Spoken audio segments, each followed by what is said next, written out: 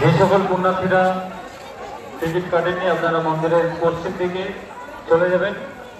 মন্দিরের পশ্চিম দিকে রয়েছে টিকিট কাউন্টার, আপনারা ওখান থেকে টিকিট সংগ্রহ করতে পারবেন। মন্দিরের প্রবেশ পথ খোলা রয়েছে, আপনারা যারা জল ঢালবেন বলে মনে করেছেন আপনারা টিকিট কেটে মন্দিরের ভিতরে প্রবেশ করুন।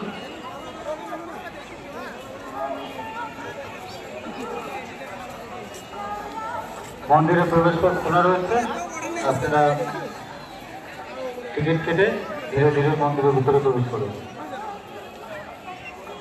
মোমবাতি ও ধূপকাঠি জ্বালিয়ে মন্দিরের ভিতরে প্রবেশ নিষেধ।